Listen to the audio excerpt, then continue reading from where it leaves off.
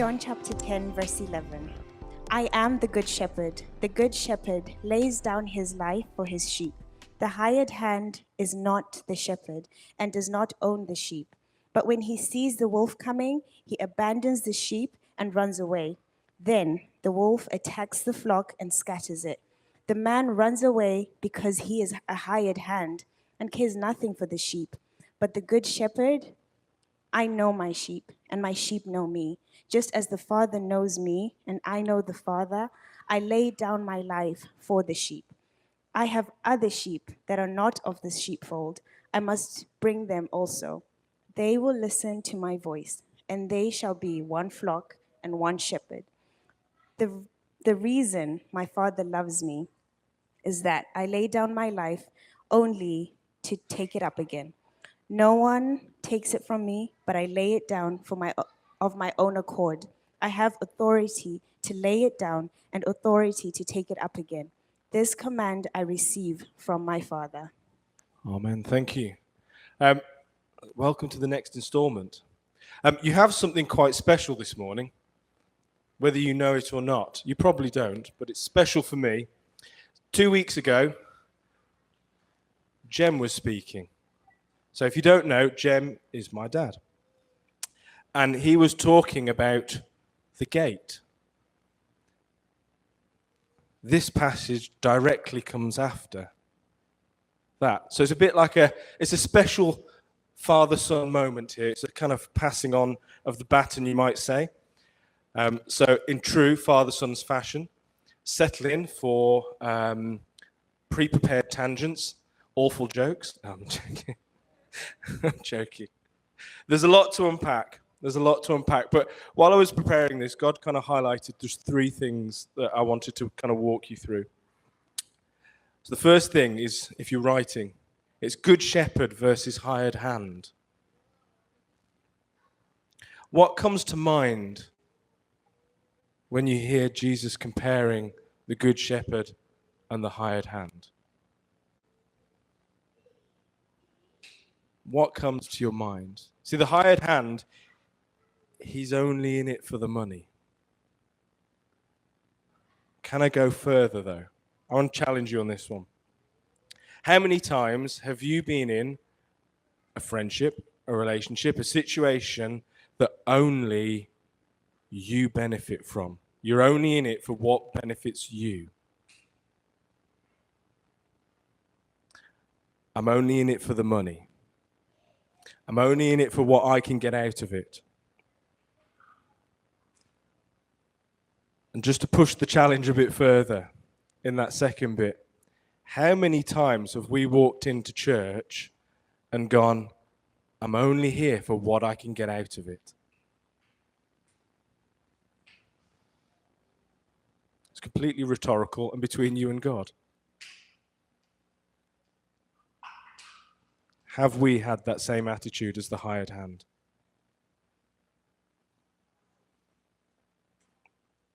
But for me, Jesus isn't just comparing these 2 things. He's reiterating the difference between conditional and unconditional for me, and possibly for you.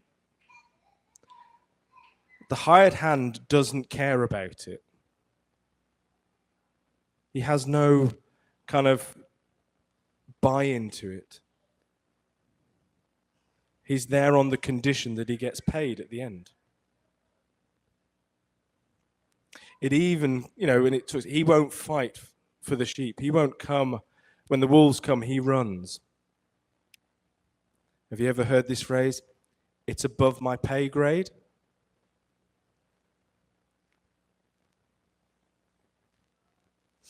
As a manager of a business, I get that all the time, so I hear it often. But for the hired hand, it's above his pay grade. I was only hired to look after the sheep. I'm not there to fight for them. They mean nothing to him other than the paycheck. But Jesus, on the other hand, cares deeply for his sheep. If you haven't made the connection, the sheep are us. He cares deeply for us. The love he has for his sheep is wholly unconditional. Which means there is no condition attached on why he loves them. He just does. So there is no condition on you for Jesus' love.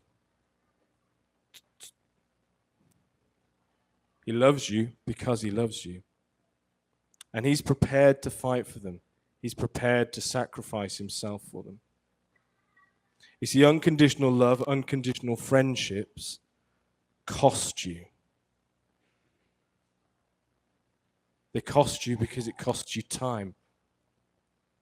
They're both triumphant and they will hurt because it is a sacrifice. Conditional friendships and things like that, conditional situations, they don't hurt you because it doesn't cost. There's no cost to it. It's only one way. When I was a young lad, still young. My hair says otherwise. Hey, I was reading the story of Elisha to my son earlier about the what happened to. Slight tangent, but don't take the mick out of people with no hair. There's a story in the Bible all about it. Some 2 kings. So when I was younger and I was at school, there was this. Mum and Dad had this thing where we did our SATs, and your SATs were graded 1, 2, 3, 4, 5, 6, 7, 8, and I think it was the year 9 SATs, and Mum and Dad had said, whatever grades you get, we'll pay you that in money. And I was like, absolutely fantastic. I'm quids in here. I was probably going to buy a game for my PlayStation or something like that with it. So I was quids in. It's fantastic. Mum and Dad go away for a week on ministry. I'm like, great. They come back from ministry and go, yeah, we said we'd give you that money? No, we're not doing that anymore. I was like, seriously? Seriously? What's the point in trying? Please don't follow my example. So what's the point? There is a true kind of depiction. Because the reason, and Mum and Dad explained it to us, the reason that they stopped that was because we don't want you to perform on condition that you get money. You getting the best grades isn't, our love for you isn't conditional on those best grades. It's completely unconditional. So they removed the money element. So it's fine. I got over it. I don't need to go. Don't worry, I don't need to go to ministry for that anyway. When I get home from work, I always walk into the house and I say, hello. Because if you know a house, you have to walk in, there's the stairs in front of you, and then kind of everything is to the left. And I sit down on the stairs and I take my shoes off. Not long after I sit down, you hear some pattering through the kitchen diner. That's assuming she isn't in her high chair having tea. But I start to hear a fast-paced crawl through the house. And it's my daughter coming to greet me. She wants to help me take off my shoes and things like that before wanting to be picked up and hugged. I'm making the most of it, okay? So my son used to do this, but I think it's uncool for a three-nager to do it now. He doesn't want to do it. But what's interesting is she knows my voice. She hears my voice. She does it on the phone, but she hears my voice. Just as I and we ought to know Jesus' voice.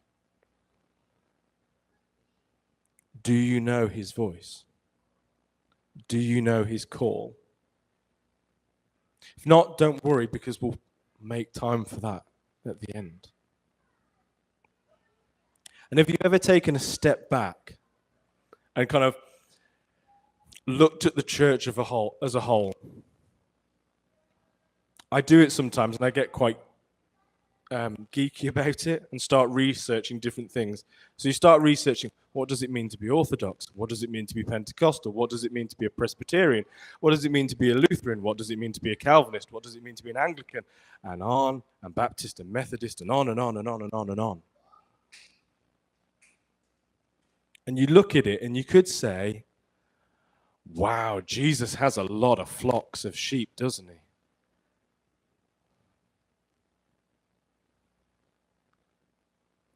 But he answers it in the passage.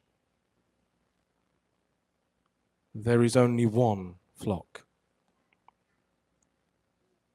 Jesus doesn't say, well, I've got my C of E flock over here. I've got my Baptist one here. I've got my Methodist. He doesn't. He says, one flock.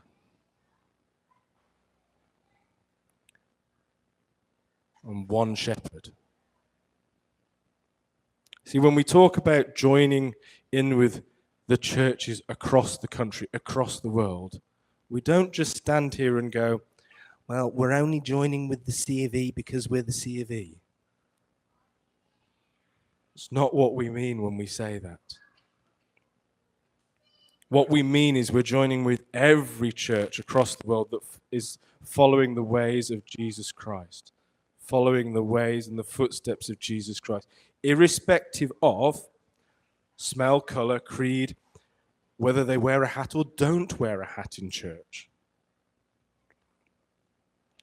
One flock and one shepherd. And he says that flock's going to grow because he's got to go and get more. You kind of think, sitting here, where are the people that he's going to get that are more? They're walking past. And the flock is going to grow because Jesus is on the move. Whether you see it or not at this moment in time, believe that Jesus is on the move. God is on the move in this town. So you've got to be prepared. How are you? How are we going to welcome in the people that are just walking by right now?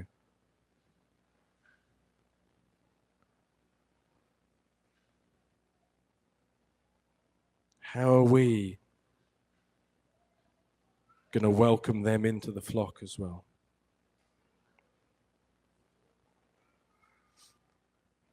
If we bump it onto the next slide, Nelson.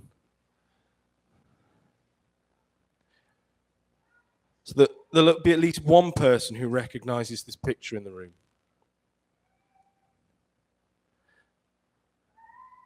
It looks a bit tatty,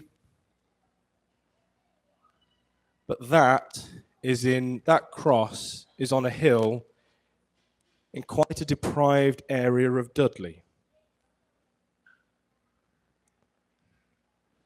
So what you can see there behind the cross is the surrounding areas of Dudley and everything around it. So that was put in there when we lived in Dudley, and we used to go there regularly. Regularly go there, and I think that's where God told us to move, I think, wasn't it? Which time? But there have been many occasions as a small boy I was up there and Dad explained things to us when God was moving. And now it is used by churches within that area to go and pray for the land around them, a group of churches. It has real significance for me because that's where I used to go as a boy. Charles Spurgeon said, "When an ordinary man dies, he only pays the debt of nature. If he were even to die for his friend, he would simply pay a little earlier that debt which he must pay ultimately. But Christ was immortal, and he needed not to die except that he had put himself under covenant bonds to suffer for his sheep. I freely lay down my life, is what he says. Remember the unconditional versus conditional? Jesus willingly sacrifices himself for you and for me. Not because in doing it, it gets him something, because it doesn't.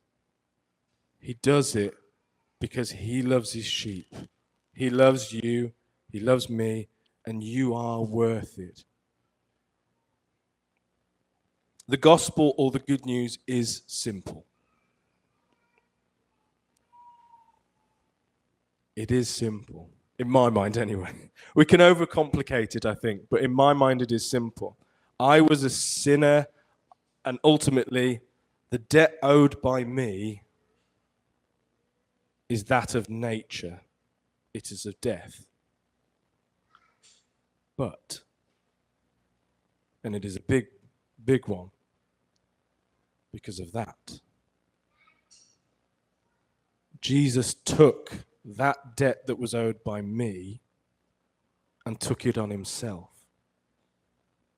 and made it his own so that I might have life in all its fullness, abundance, and eternity with him.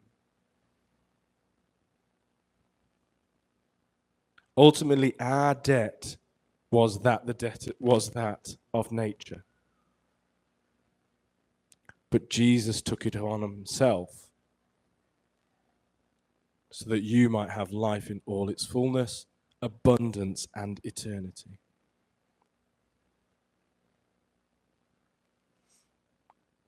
I've got a picture to show you, just as we're coming into land. I'm a mathematician at heart. Does anyone know what that shows? Laura's right, probably because she's seen it.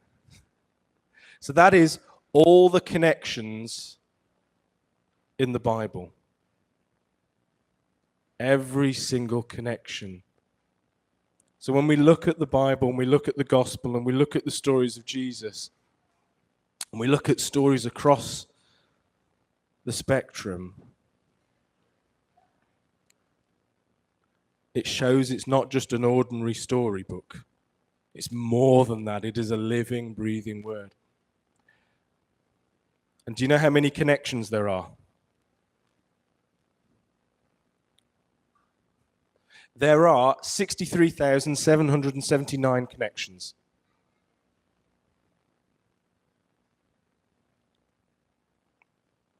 And we're going to jump on one of them to finish. If you've got your Bible, I want to turn to Psalm 23.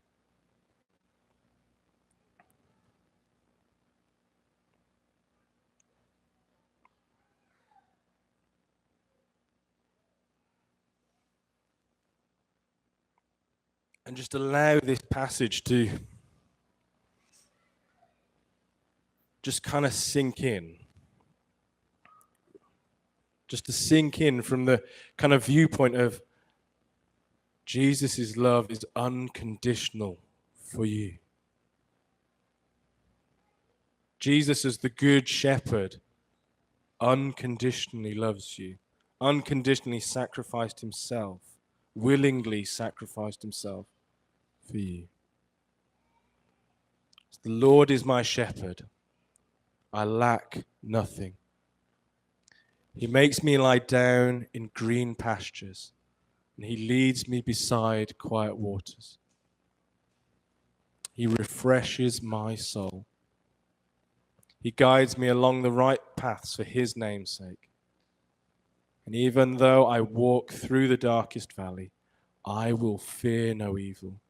For you are with me, your rod and your staff, they comfort me. You prepare a table before me in the presence of my enemies, and you anoint my head with oil. My cup overflows. Surely your goodness and love will follow me all the days of my life, and I will dwell in the house of the Lord forever.